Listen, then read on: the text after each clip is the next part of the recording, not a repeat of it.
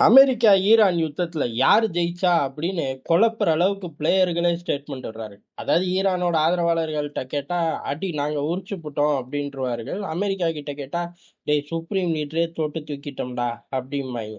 இதெல்லாம் தாண்டி ட்ரம்ப்போட ஸ்டேட்மெண்ட் தான் குழப்புது. அந்த மனுஷன் என்னைக்கு குழப்பாம பேசியிருக்காரு அப்படிங்கிற மாதிரி இருக்கும்.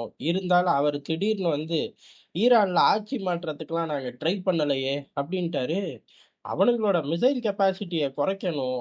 அந்த ஒரு பர்ட்டிகுலர் புரோகிராம்ல அவனுங்கள சிதறடிக்கணும் அப்படிங்கிறது தான் எங்களோட முழு எண்ணம். அதுல நாங்க வெற்றி கண்டுட்டோம். இன்னி விலகாட்டி மத்த விஷயங்கள நாங்க ஸ்மூத்தா செய்வோம் அப்படின்ட்டாரு. அப்ப ஆட்சி மாற்றம் அதாவது அலி கமேனிக்கு அடுத்தடுத்த இடங்கள தட்டி தூக்கிட்டோம் அப்படிங்கிறதுல பின்வாங்க ஆரம்பிக்குது அமெரிக்கா. அலி கமேனிய போட்டு தள்ளிட்டோம்னு சொல்லும்போதே அமெரிக்கா சொன்னது என்ன அப்புட்ன்னா, பெரிய அளவுல ஆட்சி மாற்றம் அப்படிங்கிறது தான். இனி போய் நீங்க உங்களுக்கான ஒரு நல்லாட்சிய தேர்ந்தெடுத்துக்கங்க அப்படிலாம் பேசினாய்ங்க. அது பூரா பொய்யா அப்படின்னு கேட்டா, அமெரிக்கா என்னைக்கு உண்மைய பேசியிருக்காங்கிற மாரி ஆயிப்போச்சு. இதுக்கு அடுத்து சொன்னது தான் பெரிய ஹைலைட்டு. ஈரான் இப்படி எல்லா பேஸ்களையும் தாக்கும்னு நாங்க எதிர்பார்க்கலன்ட்டாய்ங்க. அட பாவிகளா! அவன் தான் ஃபர்ஸ்ட்ல இருந்தே சொன்னானே! எல்லா பேஸ்களும் தாக்கப்படும் அப்படின்னு ஃபர்ஸ்ட்ல இருந்தே சொல்லிக்கிட்டு இருந்தாங்க.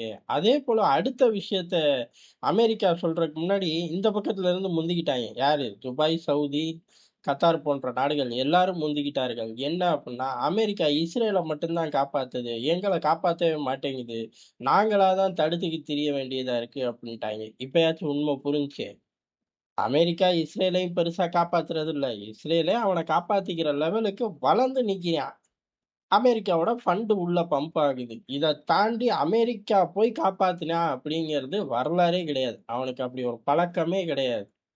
அவனுக்கு மட்டும் கிடையாது. பெரும்பாலும் எந்த நாட்டுக்கும் இன்னொரு நாட்ட போய் காப்பாத்துறாய்ங்கங்கிற பழக்கம் கிடையாது. அந்தந்த நாடு அந்தந்த நாட்ட காப்பாத்திக்கணும். அவர்கள யூஸ் பண்ணி பெரிய அளவு டெக்னாலஜி எல்லாத்துலயும் ஒரு கெத்தா மாறிக்கணும். இஸ்ரேல் நல்ல உதாரணம். இப்பதான் எல்லா பேரும் ஒவ்வொன்னா வந்து சொல்றாய்ங்க. எங்கள அடிக்கும்போது அமெரிக்கா வரவே மாட்டேங்குது, தடுக்கவே மாட்டேங்குது. அவனுக்கு 2மே வேணும். ஈரானும் ஒரு பக்கம் அழியணும். ஒரு பக்கம் என்ன நம்மளையே கூப்பிட்டு ட்ரில்லியன் கணக்குல குடுத்து நமக்கே விமானம்லாம் பரிசா தராய்ங்க. நெறைய காசு வச்சிருக்காய்ங்கலாட்டுக்கே. இந்த யுத்தத்துக்கு அப்புறம் கொஞ்சம் குறையத்தான் செய்யும். அப்படிங்கிறது தான் அவன் மனசுல நல்லாவே ஓடியிருக்கும். எல்லாத்தையும் சேர்த்து தான் வச்சு செஞ்சுக்கிட்டு இருக்காய்ங்க. காரணம் என்ன? நாங்க பெரிய அளவு ஆட்சி மாற்றத்த நோக்கி போல அப்படின்னு ட்ரம்ப் அறிவிக்கிறாரு. கூடவே ஈரான் இப்படி பேஸ தாக்கும்னு நாங்க எதிர்பார்க்கலப்பா அப்படின்னு அறிவிக்கிறாய்ங்க. அவங்க நாட்டு பேஸ தாக்குறதே எதிர்பார்க்காதப்ப கட்டாயம் துபாய், கத்தார்ல இப்படி அடி வாங்கும் அப்படின்னு எதிர்பார்த்திருக்க வாய்ப்பே இல்ல. அத போய் அவன்ட்ட கேட்கவே வேணாம் அப்படின்னு இவர்களே புரிஞ்சுக்கிட்டனால தான், எங்கள காப்பாத்த மாட்டேங்கிறாய்ங்க அப்படின்னு சொல்லி பெரிய அளவுல பேச ஆரம்பிச்சிருக்காருங்க. சரி இவ்வளவு தூரம் ஆயிப்போச்சு. யுத்தத்தையாச்சும் முடிச்சு தொலைச்சிரலாமே அப்படின்னு கேட்டா, ட்ரம்ப் ரொம்ப ஸ்ட்ராங்கா 4ல இருந்து 5 வாரத்துக்கு யுத்தம் நடத்துவோம். அத தாண்டி ஒரு நீண்ட கால யுத்தத்துக்கு, அதாவது அமெரிக்காவோட தரைப்படை ஈரானுக்குள்ள நுழைஞ்சு நீண்ட கால யுத்தத்துக்கு கூட அமெரிக்கா தயார் அப்படின்னு சொல்லி அறிவிச்சிருக்காரு. ஆக மொத்தம் ஒரு பிளேயரும் நிறுத்த மாட்டாய்ங்க அப்படிங்கிறது ரொம்ப தெளிவா தெரிஞ்சு போச்சு. இதுக்கு நடுவுல ஈரானோட அணு ஆயுத மையம் மீது பெரிய அளவு தாக்குதல். அந்த தாக்குதல் சேதாரம் ஆயிருச்சு அப்படின்னு ஒரு ரிப்போர்ட் ஈரானே சொல்லுது. தாக்கியிருக்காய்ங்க. அணு கசிவு ஏற்பட்டா தொலைச்சு புடுவோம் அப்படின்னு இருக்காய்ங்க.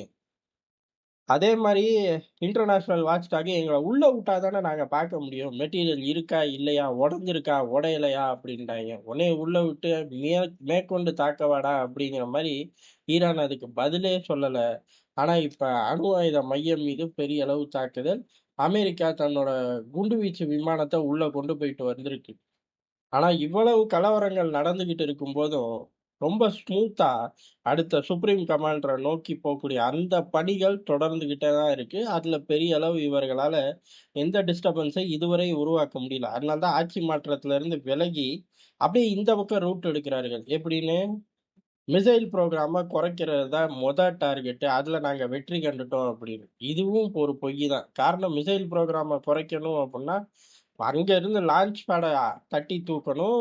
புரொடக்ஷன் யூனிட்ட தட்டி தூக்கணும். அத விட்டுட்டு, இஸ்ரேலுக்குள்ள பாய விட்டு, அப்பாடி எல்லாத்தையும் தீர்த்துருச்சு அப்படின்னு சொன்னா, இஸ்ரேல் மக்கள் கொந்தளிக்க மாட்டாய்ங்க. ஆனா, அப்படி ஒரு ஸ்டேட்மெண்ட்டையும் விட்டு வச்சிருக்காய்ங்க. காரணம் என்ன அப்படின்னா, ட்ரம்ப பொறுத்தவரை எல்லாத்தையும் அவரு திமிரோட தான் செய்வார். திமிருக்கு பஞ்சம் இல்லாத ஆள் யாரு அப்படின்னா, பொதுவாவே அமெரிக்க அதிபர்களுக்கு லாரி லாரியா அது கெடக்கும். அது ஒண்ணும் மாற்றத்துக்கு கிடையாது.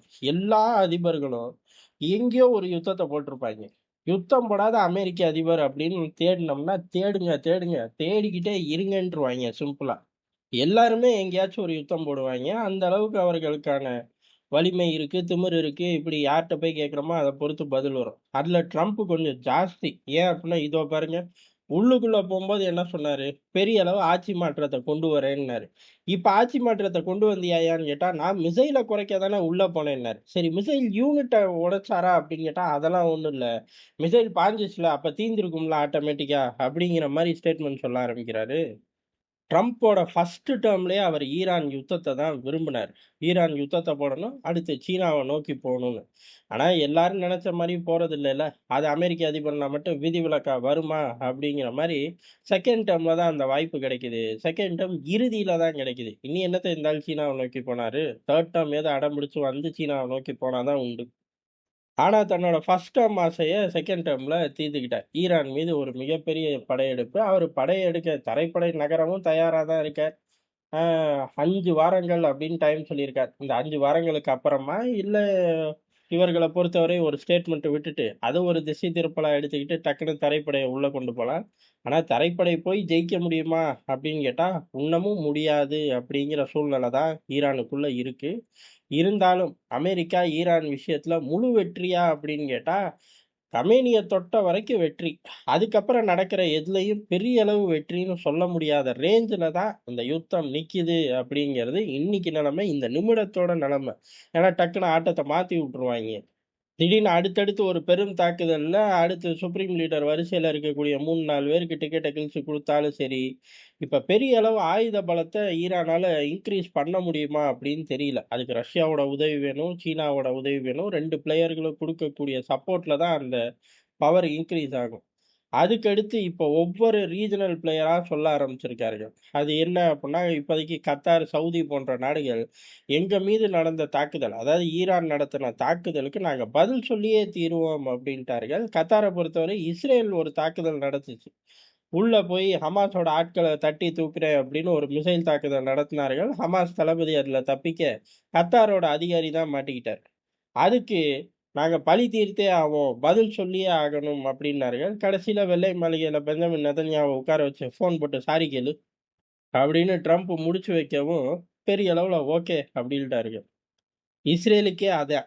அப்ப ஈரானுக்கு, ஈரானும் ஒரு ஃபோன் போட்டு மன்னிப்பு கேட்டா முடிஞ்சு போயிரும் அப்டிங்கிற மாரி கத்தார எடுத்துக்கலாம். சவுதி பொறுத்தவரை, சவுதி பதில் தாக்குதல் நாங்க நடத்தியே தீருவோம்னு நிக்கிறாய்ங்க. ஈரான பொறுத்தவரை நாங்க இன்னும் உன் மேல முழு தாக்குதலே நடத்தலன்னு நிக்கிறாய்ங்க. காரணம் என்ன? சவுதி தான் அழுத்தம் குடுத்துச்சு. வெளிப்படையா வந்து சண்ட போடாதீங்க சார் அப்படின்னு சொல்ட்டு, ரகசியமா போய் சார் உடனே சண்டைய ஆரம்பிங்க அப்படின்னு சொன்னது பட்டத்து இளவரசர்ங்கிற பேச்சு ஓடுது. அது தெரிஞ்ச உடனே தான் மேல இருந்து ஆர்டர் வர்றதுக்குள்ள கீழ் லெவல்ல உள்ள, அதாவது ஒவ்வொரு யூனிட்டோட தளபதிகளே முடிவெடுத்து சவுதி அராம்கோவ தாக்குனது. அதுக்கு இவரு பதில் சொல்லப் போறாராமா. இன்னும் தலைமையே பதில் சொல்ல ஆரம்பிக்கல அப்படின்னு சொல்லி ஈரானும் சொல்லியிருக்கு. அப்ப இது 4, 5 வாரத்துல முடியுமா? இல்ல அதுக்கும் மேல போகுமா? அப்படிங்கிறத முடிவு பண்றது அமெரிக்கா மட்டும் கிடையாது. சம்பந்தப்பட்ட எல்லா பிளேயரும் பொசுக்குன்னு யாருக்காச்சும் கோபம் வந்துருச்சு, இந்த யுத்தம் ஒரு 3ஆம் உலக யுத்தத்துக்கு நிகரா நடந்துகிட்டு இருக்கும். காரணம், இதுவே அப்படி கன்டின்யூ ஆகுமான்னு தெரியாது. ஆகுறக்கு வாய்ப்பு இருக்கு. ஆகாட்டியும் பிரச்சனை இல்ல. காரணம் என்ன அப்புட்ன்னா, அதாவது 3ஆம் உலக யுத்தத்துக்கு ஈக்குவல்ங்கிறதுக்கு சொல்ல வரேன். ஏற்கனவே ரஷ்யா, உக்ரைன் யுத்தம் ஒரு பக்கம் நடந்துகிட்டு இருக்கு. இன்னொரு பக்கம் இப்ப இதுவுமே ஏறக்குறைய மத்திய கிழக்கு வளைகுடா எல்லாமே யுத்தத்துல இருக்குன்னே சொல்லிரலாம். அடுத்து ஆப்கானிஸ்தானுக்குள்ள பாகிஸ்தான் சண்டை போட்டுக்கிட்டு இருக்கான். அப்பயும் பாகிஸ்தான் ஒரு ஆள் இல்ல அப்படின்னு எடுத்துக்கிட்டாலும், அது பின்னாடி அமெரிக்கா இருக்கு. அது அப்ப 3 யுத்தம் சமகாலத்துல ஒரே நேரத்துல ஓடிக்கிட்டு இருக்கு அப்படிங்கிறது தான். இதுல பாகிஸ்தான், அமெரிக்கா யுத்தம் பின்னாடி நம்ம சிடிஎன்ல விரிவா பார்த்துக்கலாம்.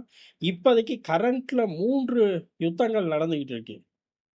இது எப்படி வேணாலும் ட்ரிகர் ஆகி உலக யுத்தமா மாறலாம். உலக யுத்தமா மாறாட்டியும், இந்த 3 யுத்தத்தோட தாக்கம் அப்படிங்கிறதுல இருந்து ஒவ்வொரு நாடு தப்பிச்சு வெளியேறதுக்குள்ள போதும் போதும் ஆயிரும் அப்படிங்கிறது தான் எதார்த்தமான உண்மை.